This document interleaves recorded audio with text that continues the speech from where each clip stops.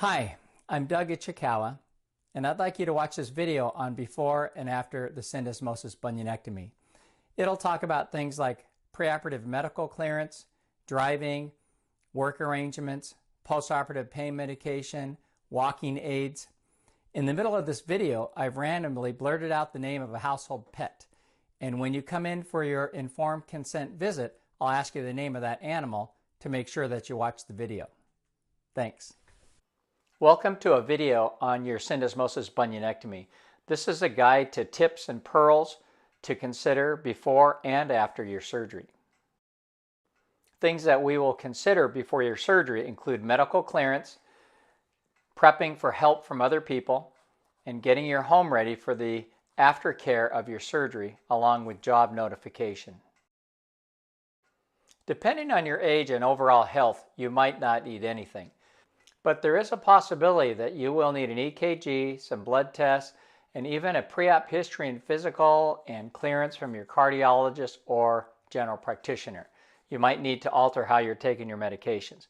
We'll decide all of this at your pre-op consultation a couple weeks before your surgery.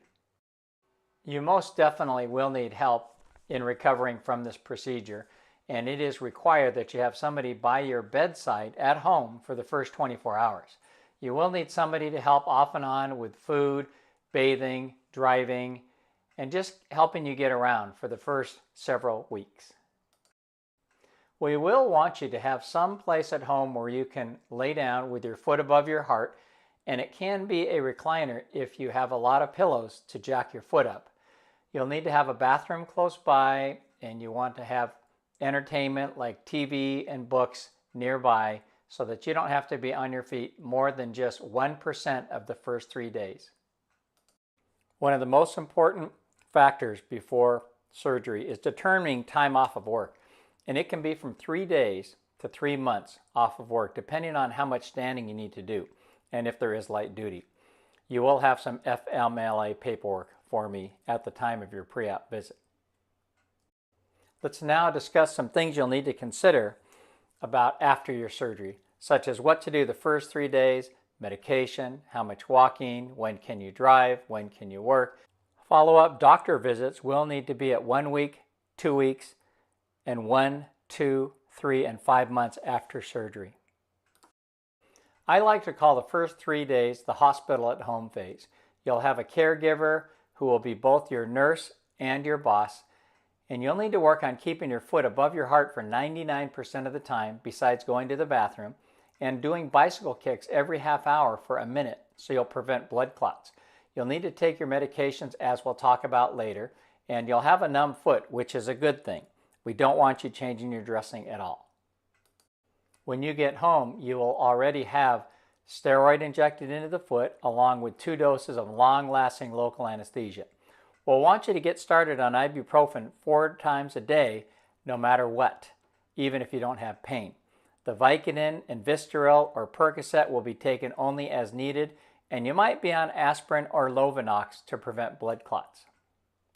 Many of our patients after this surgery need no narcotic pain medication, especially since we aren't cutting any bone. Gerbil. Determining when you can drive safely again is difficult.